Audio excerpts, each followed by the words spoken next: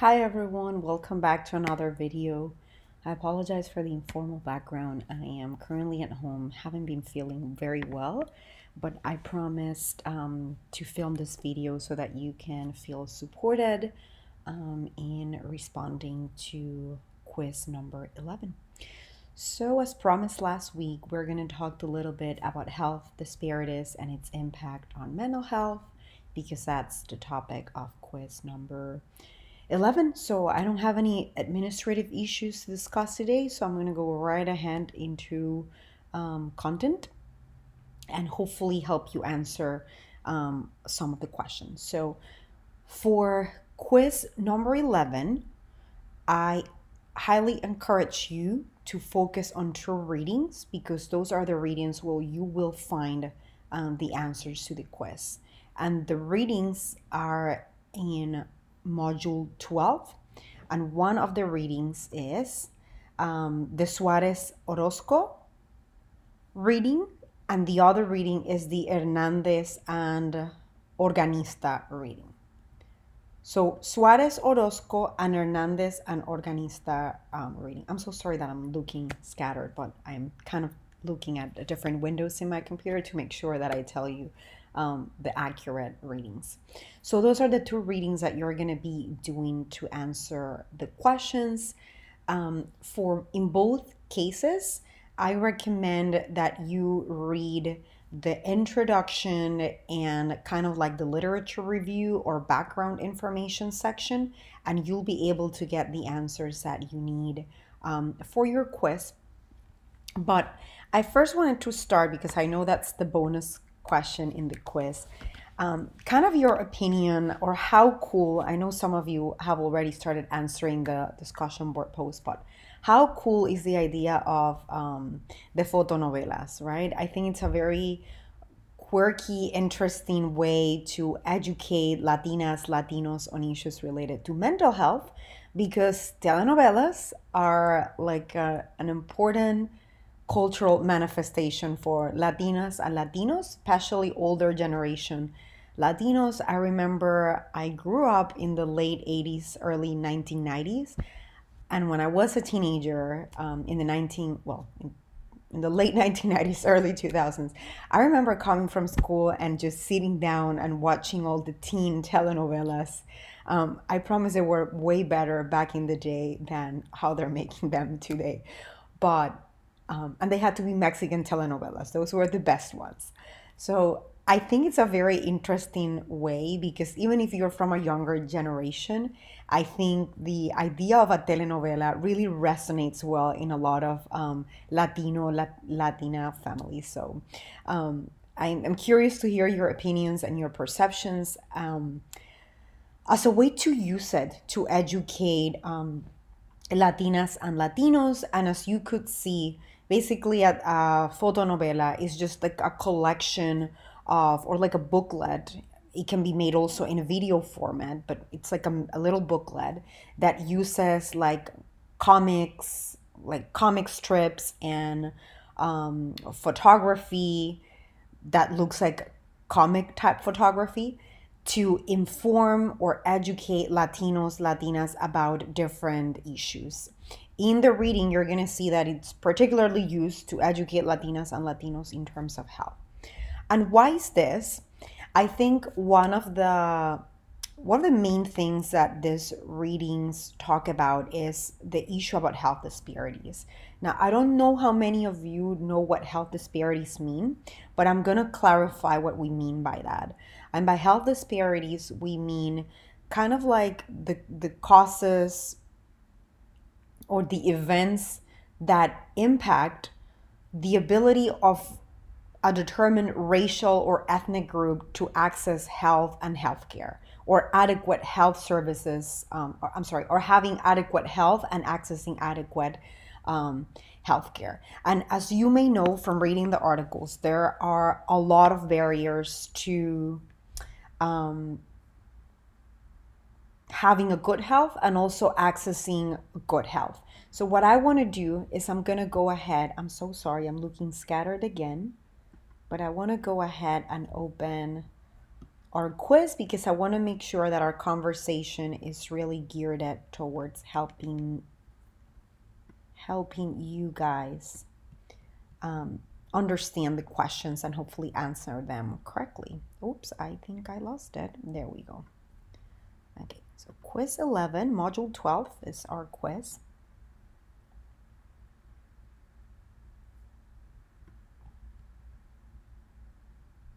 Perfect. Okay, there we are. So as I was saying, I think one of the most important things in terms of understanding health disparities as it applies to not only Latinos and Latinas, but to other ethnic and racial minorities is that there are a lot of barriers that impact our decision to receive health and mental health services and have an adequate health. One of the articles mentions that or kind of focuses a discussion around the issue of depression. Last week, there were a couple of articles that talked about diabetes. And as we can see, these are conditions that affect Latinos quite vastly. And the fact that Latinos are not receiving services and the fact that there are some barriers to receiving those services translates into potentially Latinos suffering more acutely from these conditions. So this week they talked about depression, and depression, as some of you may know, is very common among Latina female, particularly with second and third generation Latinas, and it increases with generations. Also, for your information, Latinas have among the highest suicide rates in the US. And we've talked about in the course of this online course, we've talked about the different kind of variables or factors that influence that kind of stress, particularly with Latinas that migrate into the US, the pressures from family, the pressures for complying or adapting to the new cultural setting, the pressures to also accept the culture of the country of origin. So all those pressures generate obviously negative emotions among Latinas and Latinos. But in regards to the ability of Latinos and Latinas to get adequate health and like adequate health care and health services, there's one factor that I really wanted to highlight. I guess you guys know that one of the most common ones is the Spanish, the language, right? The language barrier. Now, that said, even when language is addressed, right? You're in a clinical setting, in a hospital setting, and there are Spanish clinicians or doctors or nurses or other staff available. They have materials, educational materials in Spanish. That's really not everything that explains why Latinos are not accessing healthcare adequately. There are also other issues, and one of the most important ones is stigma. In one of the articles, we talk about self and public stigma. So self-stigma is basically how I internalized and my internalization of stereotypes regarding people that have mental health disorders or problems. So in other words, I feel embarrassed. I feel guilty. I feel ashamed. So that is kind of how I view myself, right? It's self-stigmatizing, how I view myself based on the stereotypes that are out there in relation to the people that have mental health disorders. So in a sense, it's also related to public stigma, right? Because you start feeling guilty and ashamed about your specific mental health problem or situation because out there in the world, there's also stigma associated with mental health disorders. So public stigma is kind of like the general public or the community's negative perceptions or negative beliefs about mental health disorders and about seeking mental health treatment. As you know, with Latinas and Latinos, we have a saying that says, lavar los trapos sucios en la casa. So basically, it translates to we kind of air our dirty laundry at home.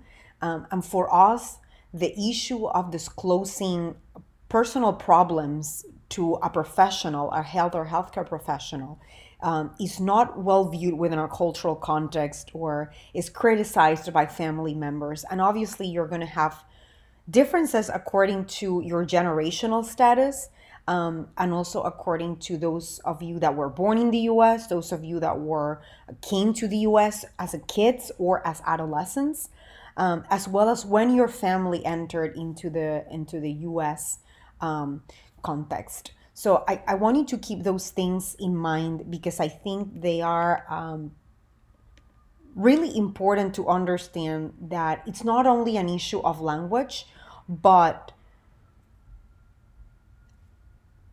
how others perceive mental health disorders in my cultural group, considering that Latinos place a strong premium on family opinion and community opinions. It's going to impact how I view the situation myself, and ultimately, it's going to interfere with how well I adhere to a treatment plan or how well I am able to seek services for my specific situation. So, fotonovela, in a sense, is a way to increase health literacy or mental health literacy, which what really means is that I create some form of awareness or knowledge or understanding of the mental health or health condition that I have, right?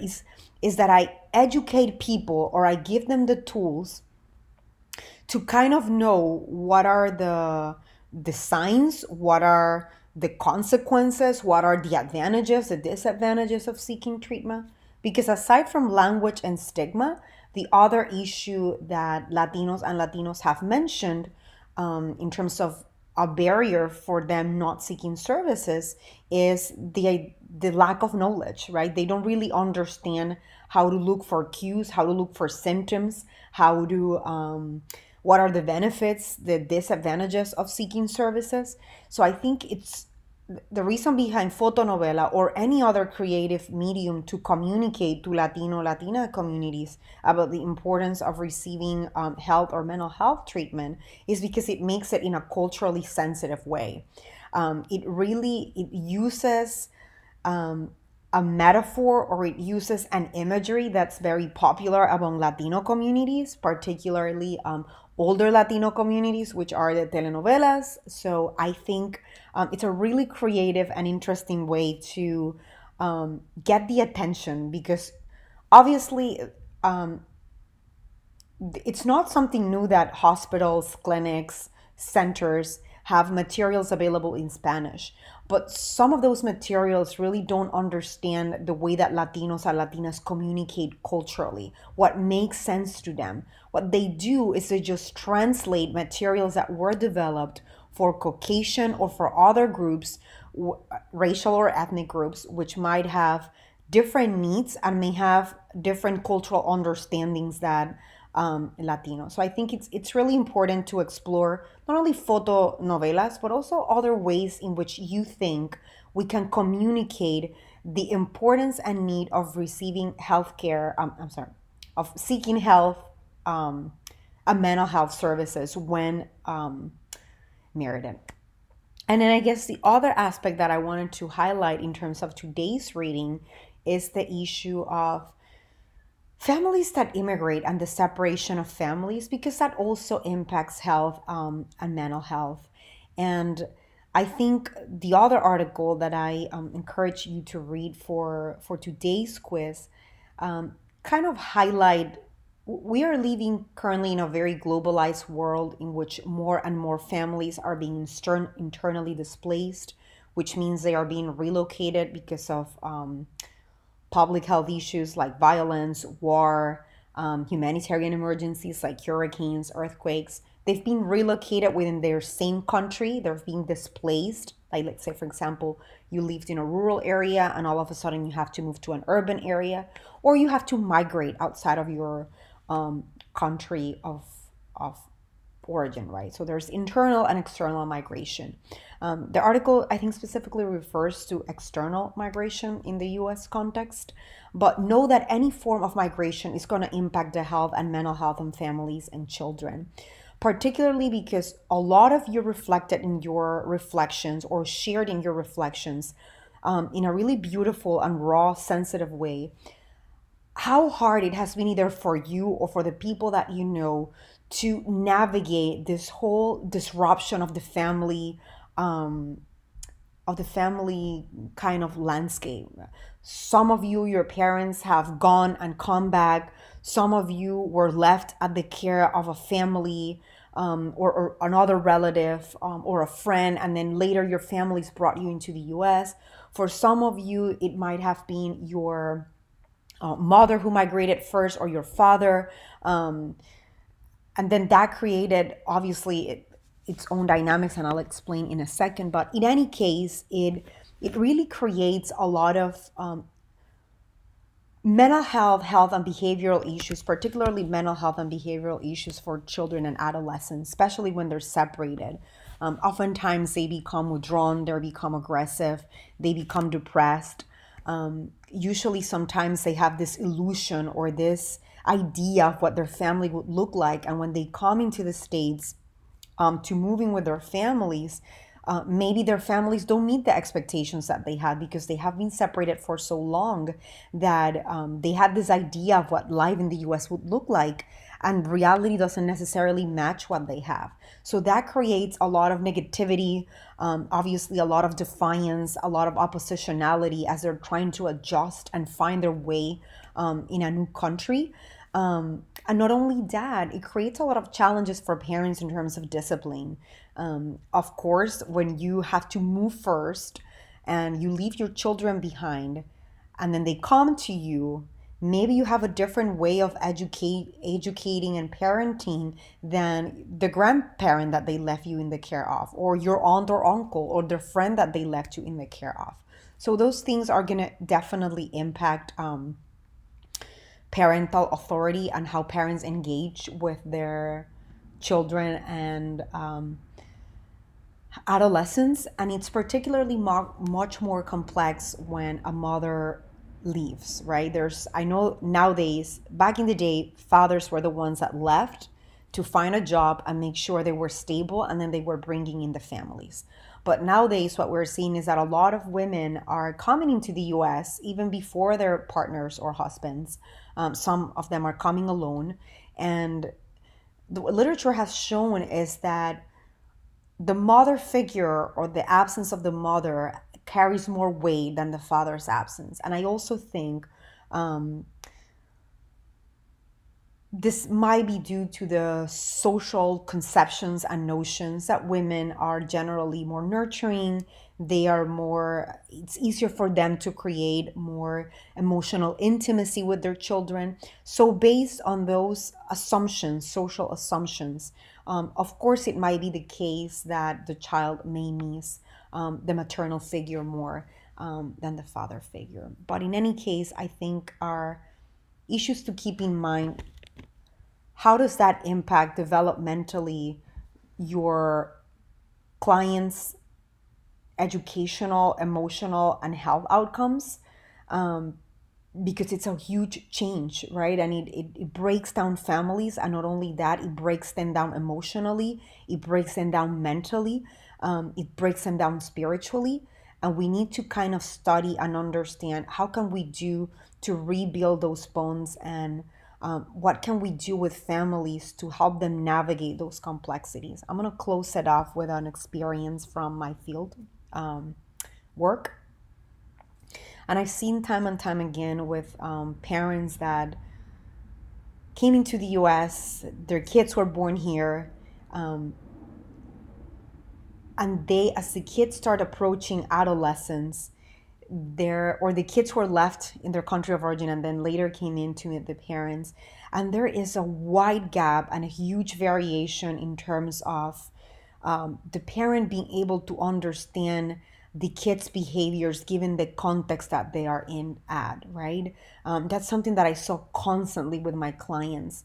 The parents that could not understand the educational setting, the parents that they felt girls needed to be more careful out there, that they needed to dress appropriately, the parents that felt that they were the only authority, they didn't like sharing power with their kids.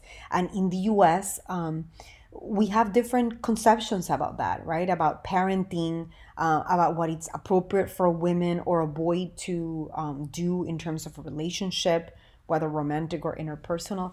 So those created a lot of behavioral issues that are branded as mental health problems when they are really, in my opinion, not mental health problems.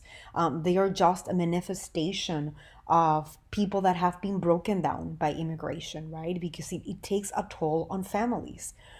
It's not that they're disordered per se, right? It's that they are disordered because it is hard. It is hard to kind of break down your universe, and then once come first to the US, the other ones come in batches, and then some get sent back, and then it creates this chaos within the family unit that obviously kind of creates a disorder. So sometimes keep in mind that we label mental health problems things that for me are social problems. They're not really mental health problems. They are social problems that are understandable given the situation and the context of immigration and the complexities it poses for families. So I encourage you to avoid mislabeling clients and kind of understand the social context which might have led to those attitudes, emotions, or behaviors. I hope that helps. As you know, starting next week, I'll go ahead and grade quiz number 11 and also finish grading quiz number 10 for you guys, which is kind of like I said last week, my gift for you. It's like a feedback quiz. And yes, we are approaching soon to the end of course. I think I'm going to be filming one more video for you guys and one or two more videos, I think. And that will be the end of it. So good luck. And then the next video, I'll film it next week. And I think that might be our final video. So stay tuned and I'll see you next week. Bye-bye.